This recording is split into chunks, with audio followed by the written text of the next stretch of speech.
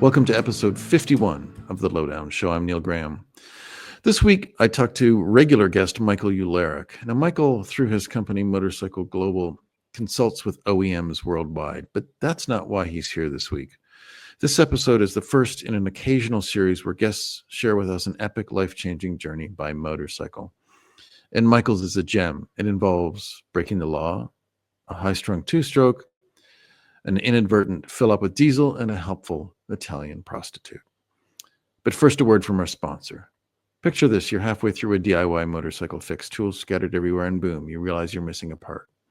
Well, don't fret, it's okay, because whatever it is, it's on eBay. They've got everything: brake rotors, lights and tire exhaust systems, whatever you need. And it's guaranteed to fit, which means no more crossing your fingers and hoping you ordered the right thing. All the parts you need at prices you'll love, guaranteed to fit every time. eBay. Things people love. The Lowdown Show is presented by advrider.com and supported by ebaymotors.com. Tell me about your great trip where you on your beloved Gilera, which you still fantasize about, I know. I do. Tell me about that trip. Where were you at the time, and what stage were you in your life, and take it from there. So it was 1999. And I was living in England doing my master's degree program, vehicle design, and in London. And, very expensive program. It's 2 years. So I'm, essentially, living the typical student post-grad life, it's a lot of shitty food and, saving a little bit of money here and there so that you could go out on the weekend. And here I am studying to be a motorcycle designer, and I'm trying really hard to get my foot into the European motorcycle industry. But I don't have a bike, and it was torture because London, England at that time, and it's changed a lot. Like the city was packed full of motorcycles. At that time, couriers were all on bikes, on motorcycles, not bicycles. There were no congestion charges. The place was filthy. Compared, modern London is a much nicer place. But, 27 years ago, motorcycles were everywhere. And coming from Canada, where you'd see the odd Ducati in Toronto and count yourself like lucky, ooh, an exotic motorcycle. Suddenly I'm in this European capital, and there are all these amazing motorcycles, rich guys in Mayfair riding unobtainium like Bimotas, and they're just parallel parked, in central London and Kensington or something along the side of the street. And I was really enjoying this as eye candy and frustrated that I didn't have my own motorcycle. So I'm in charge of my finances on a sort of term to term basis. And I had a couple of £100, and I decided I got to get a bike, maybe just a scooter, but something two-wheeled. And everything was really expensive, and I couldn't afford it, so I kind of put it away. And then Easter holiday comes around, mandatory. The school's closed for like 10 days. And I was just going to hang out in London. Everybody, all my classmates are leaving. One of my friends who's from Spain says, you should come and stay with me in Spain. And I'd never been, and I just thought, okay. So I got a really low-cost flight to Valencia, had a great time. And while I was there, sharing with him my wish for a motorcycle, he goes, well, everything's here is so much cheaper. You could buy a motorcycle in Spain. So I did that. For the equivalent of like £400, which was back then about $1,000, I bought this Gilera. Never heard of Gilera because I'm from Canada. So those who don't know Gilera, Gilera pioneered the transverse twin cam 4-cylinder engine, the modern sport motorcycle, not MV Agusta.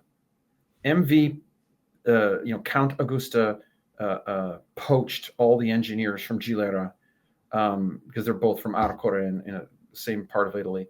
But Gilera did it first. And these bikes were amazing. They raced in 350. They were world champions. And the company lived on for decades and decades and pioneered a lot of things. They made the first supermoto, etc. So the SP01 was the bike I got. 125cc two-stroke Grand Prix replica, because they were racing in 125 Grand Prix at that time. Yeah. It looked like the real thing. It had the Pepsi colors, but not the logos because they didn't pay for that. But it looked like a Grand Prix motorcycle with a license plate and a headlamp. And, like a Grand Prix bike from the early 90s, but it was the horniest little thing. Now, officially it had 26 horsepower. Mine was shagged. It was a really worn out, beat up example, but it was what I could afford and it was cool. And I bought it. Did all my best with a couple of my friends in Spain to fix it up, got the ferry, took it back to London, and I was in heaven. So I rode this thing every single day in London. And I'm in between black cabs and double-decker buses, and I feel like a hooligan because it weighs nothing. It's like 105 kilos wet. Made a great sound. It smelled like a chainsaw. It was just the best thing. I loved it. It actually introduced me to what sport motorcycling is supposed to be, because coming from Canada in the 80s and 90s, it was all like 900cc, 750, 1100cc. No, lightweight, flipping a bike into corners, conservation of force, conservation of energy. You had two throttle positions, open and closed. Yeah, as it should be. As it should be. And, it rewarded you. It rewarded good riding skill. It made me better at shifting. It, made me smoother. It was a great motorcycle. Anyway, it's a 2-year course. And the system as it was then was built around this idea that in between first and second year of your master's program, you have to go get a professional internship. And it's on you to get it. The school basically left you to your own devices. A little bit of support, but especially for motorcycle, they were like, well, write some letters, pre-internet. So, I'm writing, pre-good internet. So I'm writing letters and printing these expensive mini portfolios and send them off to BMW, send them off to Ducati and Piaggio and everybody. And, crickets, nothing. And it's like getting late in the term. And it's like, I'm staring at a summer in London with no money, no job, and no internship. And I thought, make the best of it. I'll work on my portfolio. I'll treat my days like I'm working and, trying to make the best of a bad thing. Anyway, what's less important is how I got it. Eventually, I got an internship at Piaggio in Italy, in Tuscany. Amazing. The day is saved. How do I get there? Smart person would fly or take the train or a bus to be thrifty. I chose to ride there on the SP01. So ride a motorcycle across Europe. That sounds fun. Italy, like Tuscany to London, is 1,700 kilometers. There's also this small obstacle in between, which is the Alps. The second obstacle, which is a channel tunnel, but you just take a ferry for that. I didn't think about it because that's what you do when you're 24. You're like, it's a motorcycle. It's fine. I don't know the rules, the laws in Europe. I don't care to ask anyone. I'm just like, okay, it's a motorcycle. It's street legal. Let's go. So I took a duffel bag that I had, a shitty duffel bag, and a bungee cord, and I put what I thought was a summer's worth of stuff because I'm going down there for 3 months. And, I don't have any proper gear. I've got this like crappy low rent leather jacket that I got at like Stitches at a mall in Toronto.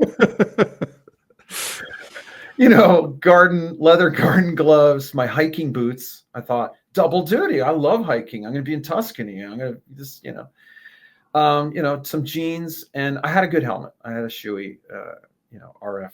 So I had a good helmet.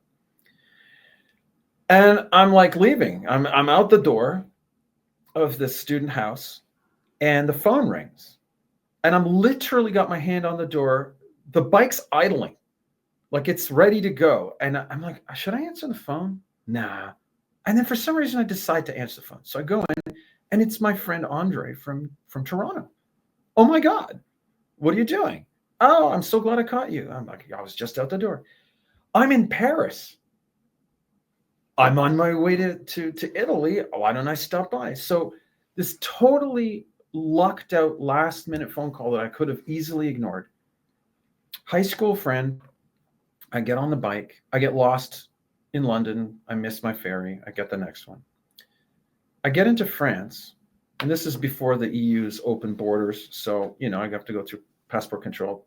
French, everywhere in Europe, they saw Canadian passport. They're like, whatever, just go.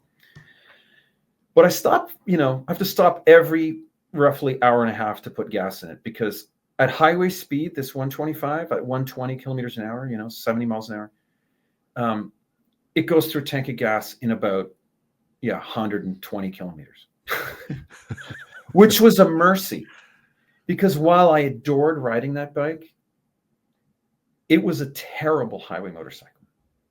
The foot pegs were high and back. How was the vibration? The vibrations weren't the problem. They were soothing. They were a primitive form of massage seat. The position of this motorcycle was so extreme, and I'm a lithe 24-year-old version of myself, super thin, but it's like my neck, my wrists, and my ass were killing me. It was a mercy to pull over, and it ate a liter of two-stroke oil every second fill up. So I'm just stopping all the time. I get to Paris. I find my friend, which was hard because, you know, again, no smartphones. We had to sort of coordinate. Anyway, we have a great night. We meet these girls. He's staying at some studio apartment. Like, it was just the best evening. Like, it was beyond what I could have dreamed of. But I gotta be at work at Piaggio on Monday morning. It is now Sunday, like night, or Sunday morning. It's like, you know, 3 a.m. because we were up late smoking pot and whatever. And so it's like, oh, I got to get some sleep. I got to get up. So I set my alarm. I get up at like 7, shovel a croissant in my face, get on the bike, and I head south. The ride's good. You know, I'm getting into a rhythm of things. Basically, from Paris, you go south, turn left, go to Lyon, and then I start climbing into the Alps. I stop at a gas station, and this motorcyclist comes up to me in French, and he's like, "Oh, wow, you're from Spain," because the license plate is Spanish. Actually, I'm Canadian. What? Anyway, and he says, "What kind of bike is that?" "Oh, it's a 125, you know, Gilles RS1." 125? You're not allowed on the autoroute. Like, what? In France, you know, 125 cc's not allowed on the highway. Like, it's allowed on 2-lane highways, but not on the main, you know, national, you know, autoroutes. And I did what any 24-year-old would do. Oh, that's news to me. I had a moment, like, I'm a well-traveled person. By 24, I had traveled internationally, especially in Europe, a lot. I learned a lot from my parents. So the realist in me was going, okay, well, you're going to have to use the Route Nationale, the secondary 2-laners. But then I just thought, I'm almost in Switzerland. I'm almost in Italy. Like, I'm almost out of France. Fuck it. So I fill her up, you know, and I start going on the highway again, climbing up to the Freyas Tunnel, one of the longest tunnels in the world, and a very high altitude tunnel. The bike just keeps bogging down. So, it's just oxygen. So handy, get off, turn the oxygen screw back out off. It's fine again. But as I'm climbing, the bike is struggling a lot now. It's like going 90. And like 90 is fine. This is like I said, the late 1990s. There are a lot of like shitty Peugeot 504s and Renault 5s and, you know, old cars. So 90 is still okay. But as I'm getting close to the top of the Freyas Tunnel, like to entrance to the tunnel, it's struggling to do 60 on a highway. And it's not because the road is steep. I mean, it's uphill, but there's no air. This bike can't do it. I back out the oxygen screw one more time, it literally falls off. So it's like the carb is just open. So I put the screw in a carefully zippered pocket with the screwdriver. And I don't have any telemetry. I don't know how far it is into the other side. I just do what you do at that age. You just keep going. And it's a sunny afternoon. I get there and it says, you know, tunnel, Freyas Tunnel, no exit for whatever. I think it's 14 kilometers. Jesus. It's crazy. Now, I'm not claustrophobic at all. But I get into the tunnel and behind me is an Iveco. I still remember it because that's like all I saw in the mirror. was the giant Iveco logo in reverse. Like this, for non-Europeans, this is like a semi with a big, long, like a tractor trailer, big thing, except it's the snub nose, the cab over designs that Europeans have. The thing, I'm crawling at like 55 kilometers per hour in a dark tunnel. There's nowhere to escape. It's like, I've just got to go. Is it just one lane? It's one lane. Oh, Lord. So cars going the other way. Visibility is kind of funny because it's kind of like there's this haze in those tunnels. It's very well lit, but it's very hazy. And my blood pressure, like I'm scared. I'm really scared. I've got the flashers on, and I thought, do I pull over? And I say, and then I realized because there are these safe places for in case cars break down. There are these like in the tunnel. And I had this intuition that if I pull over and stop, it'll never get started again. Because that was the other thing. It was having trouble starting. So I just thought, fuck it. I just got to keep it rolling. I see the light. I get to the end. The light at the end of the tunnel? The light at the end of the tunnel. And I pull over and I thought, fuck it, if it stalls, whatever. And it can't restart, we'll deal with it. I pull over and I just kind of take my helmet off, take a breather. Cars, whatever. I turn it on. It starts. And there's just a sign, Italia. That's it. You're there. The border is in the mountain. Like, I'm in Italy. Never been to Italy before.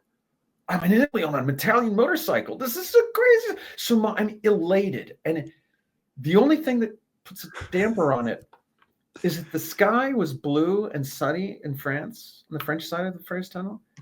The sky over the Italian side is black. Like that deep purple summer thunderstorm purple. It's still not raining, but I'm just like, okay, I better get going. Next stop, Genoa. Well, Torino, but then Genoa. So I start descending. Gravity starts to be felt, and I'm like, okay, we're descending. Oxygen's going to get thicker, and this oxygen screw is still out of the motorcycle. Right. So I can hear that when I'm downshifting and I close the throttle, that my idle speed is now 2,000 and 3,000 RPM. It's over. It's running so, I don't know what's the right term. Is it lean or rich when there's too much air? Anyhow. Too much air, lean, yeah. Yeah. The other thing that happened was the master cylinder started to act up. So I had almost no front brake as I'm descending an alpine pass. So I have no front brake. Like I have to pull the lever all the way against the handlebar to get some stopping power.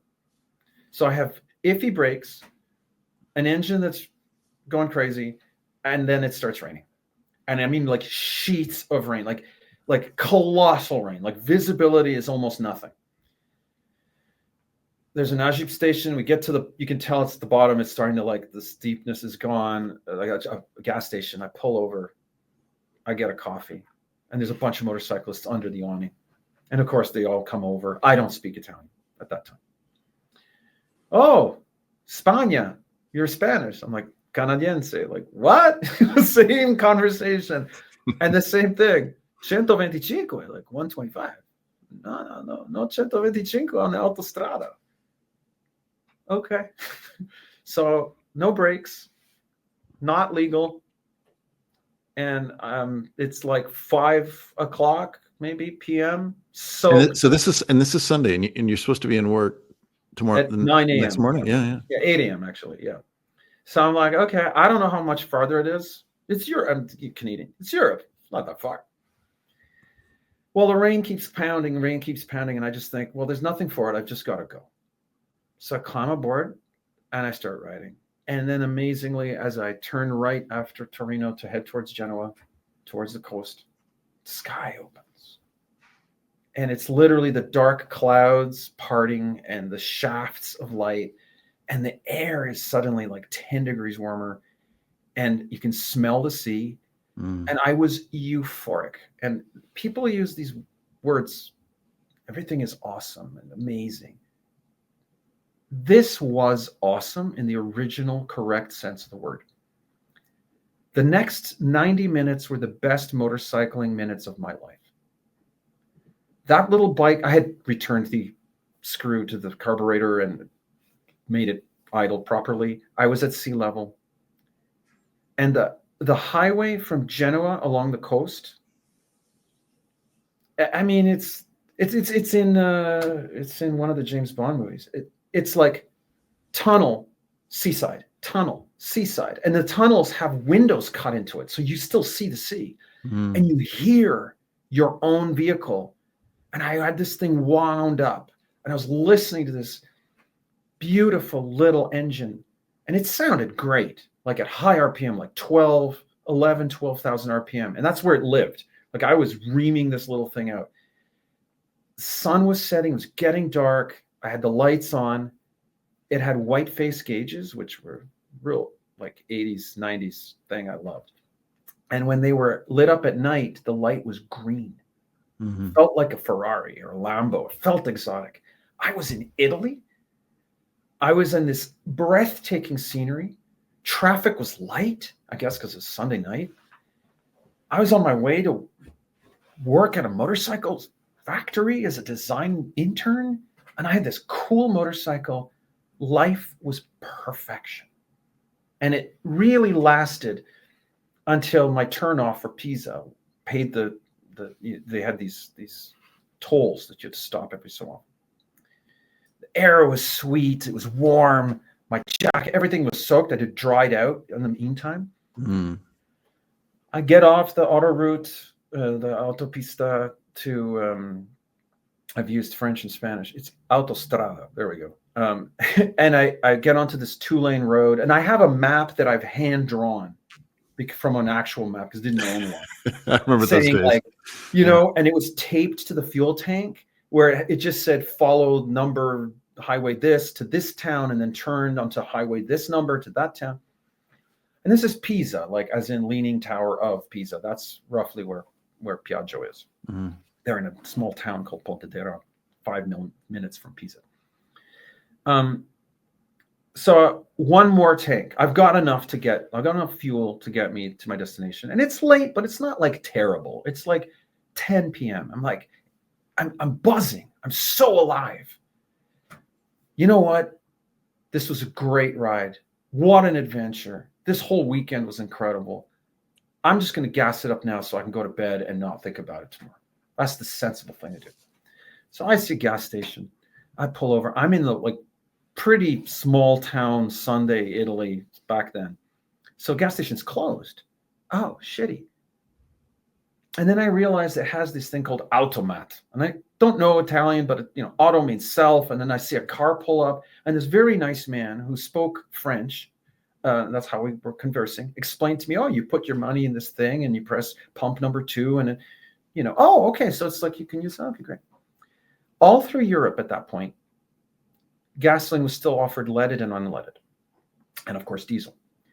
And in all through Europe, unleaded was green, regular was black, diesel was blue, except in Italy. Oh, Jesus. Where unleaded was green, regular was blue, and diesel was black. So I'm feeling pretty good about myself. I start pumping fuel, and it didn't take long, like seconds. I'm just, smell is wrong. What's that smell? And then it like, I follow the line from the pistol in my hand. I stop, and it says gasolio. And again, I don't speak Italian, but I'm like, gasolio, benzina, gasolio. Well, if the green one is unleaded benzina, and this one is also benzina, and that one is not benzina, then that's diesel. Oh my God, what have I done? It's like 10:30, 10:45 at night. I'm in the middle of nowhere, and I've put maybe 5 liters of diesel into a 12-liter gas tank. Oh, Jesus. What do? Have I destroyed the motorcycle? I don't know. So I think to myself, well, I got to dump it. So where do I dump it? Like, this is bad. Like, I'm dumping fuel into I don't know. So I wheel the bike into like the edge of the pool, the lights on the forecourt. And like I said, the building, the lights are out because it's like, there's no one there. So I wheel the bike over there, and this woman, appears out of the darkness. I just thought to myself, like, what am I seeing? She's just quite pretty. She's wearing a mini dress and heels. Naturally. And I'm like, you have to understand, like, I'm from Sudbury. Like, I'm in a strange. And to our American listeners, Sudbury is a bit like Allentown, Pennsylvania. Yeah, if Allentown was a lot colder and less prosperous. And was located on the moon. And located on the moon. So I'm like thinking to myself, what's happening? And she starts speaking to me and I don't understand her. And then she starts saying a few English words. And I very quickly realized she's a prostitute and she's offering her services. And as you know, titillating as that might be under normal circumstances, I'm just like, I need to get this like diesel out of my fuel tank to see if my bike can work at all. Anyway, she ends up being really helpful. She indicates to me that there's this like pail with sand to manage fuel spills. Mm. She doesn't help me, but she points it out to me. Oh, okay. And where are you from? In Canada. And meanwhile, I'm like disconnecting the fuel line from the bitcock of the motorcycle. I tip the bike over. I dump the diesel into the sand. It splashes everywhere. I slip. I drop the bike. I have to take the gear off, lift the bike up. I know there's still diesel in it. But at this point, I'm like, okay, here's what I got to do. I just got to put regular gas in this, hope it blends and that it's fine. Mm. Next problem. It only takes 10,000 lira notes. I don't have another 10,000 lira note. I have a bigger note, but not this. Anyway, next guy comes along, very nice gentleman, offers to trade. I give him like change. Then he takes pity on me, says, keep it, don't worry. So I put 10,000 lira of gasoline in it. That's like $3. I turn on the bike, it starts, and then it starts to blow white smoke, like a jet, like it's a cone of white smoke coming out of this motorcycle. And I'm like, and it's the story of like every time something went wrong on this trip, it's just you shrug and you're like, well, it's Sunday night. There's hardly, maybe as I'm moving, it'll dissipate and people just think, well, it's a two-stroke. But of course, I'm coming into Pisa and I'm stopping at roundabouts and at traffic lights. And as I'm idling, people are honking because this is just plume of white behind me. But the bike runs. I get to Pontedera. I get to the hotel that I'm supposed to stay at that they arranged for me. But it's past 11 and they're closed. Of course. Because in little rural European hotels and in little rural inns all around the world, you know, the innkeeper lives there. He's just gone to bed. Like, sorry, you know, it says the hours, like, you know, the door's open till 11. There's a doorbell. I ring it. So I'm very tired. I smell of diesel and two-stroke oil. And I was soaking wet and it dried out. But, you know, parts of you are never really dry. I'm extremely tired. My neck and my butt are incredibly sore. It's past midnight. I have nowhere to sleep. But it's summer in Tuscany. So I figured I have nothing worth stealing except my passport. This is a nice little town. Seems nice. I went to the most visible place I could find, which was the train station, which always has lights. And I parked the bike. I locked it up. I took off my bag, my duffel bag. I took my passport, buried it in my inside pocket. And I laid down to sleep in the little grass circle in front of the train station. And I figured, whatever happens, happens. Que sera, sera. You know, and I fell asleep very quickly. And I woke up because ice cold water was shooting in my face. And for a few seconds, I didn't know what was happening. And I got up and you don't even remember where you are. And I just hear men laughing.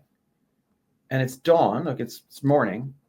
And the automatic sprinkler system had come on to water the grass. And I just bolted Dole upright. And these old Italian men who were waiting for like the first train to Florence or something, you know, at 6, are like, oh, motociclista, you know. So I checked the watch. I still got a couple hours before I got to show up. So I go to the train station bathroom, I clean myself up, I change, I go to a cafe, I have an espresso, I have another espresso, and showed up on time for work, started my career. And that job led to me learning Italian, meeting some people who I still call friends, learning the basics of motorcycle design because it takes many years to master anything. I learned to cook, and I learned to love that motorcycle in a way that I don't think I'll ever love any motorcycle ever again. Well, it's that time again. It's time for some words provided by our sponsor. Picture this, you're in the garage, your favorite room in the house, and you're tuning up your engine with parts that you found on eBay. Every piece is just locking perfectly into place. You step back to admire your work, hands covered in grease. And because you're committed to riding that thing farther than the odometer can even handle, you start thinking to yourself, you know what? I could probably use some new brakes, maybe a shock. Well, this baby, it deserves a new air filter. So you head straight back to eBay. You can find any parts you need there. It's unreal. From headlights to air filters to exhaust systems, all the way to those carbon fiber rims you've fancied. eBay is the stocked garage of your dreams, and you've got eBay Guaranteed Fit. Because eBay knows DIY fixes can be major and mods, well, they're always intense, aren't they? So you need to know those parts are guaranteed to fit every time before you dive in wrench first. And on the off chance you order a part and it doesn't fit, send it back. Simple as that. You know what you love more than your bike itself, and that is, of course, riding it. You're serious when it comes to engine maintenance and locked in when you're headed into a build. And that's exactly why you start with eBay. Minor fix or complete overhaul. You want to get your ride back on the road, and you've got eBay Guaranteed Fit. So eBay created My Garage, where all you have to do is add your ride's info to get the exact parts that fit. When you see that green check, you're a click away from that part clicking perfectly into place. Now that you know all of this, just imagine standing at that open garage door looking at the bike you love more than anything, knowing that anything is possible, whether it's keeping it on the road forever or turning it into something that's never been seen before. Because with eBay, your garage just got a whole lot bigger. Get all the parts you need at prices you'll love, guaranteed to fit every time. eBay, things people love. The Lowdown Show is presented by advrider.com and supported by ebaymotors.com. In closing, words from our sponsor. Picture this, you're halfway through a DIY motorcycle fix tools scattered everywhere, and boom, you realize you're missing a part. Well, it's okay, because whatever it is, it's on eBay. They've got everything: brake rotors, lights and tire exhaust systems, whatever you need. And it's guaranteed to fit, which means no more crossing your fingers and hoping you ordered the right thing. Get all the parts you need at prices you'll love, guaranteed to fit every time. eBay, things people love. Thank you for listening to The Lowdown Show.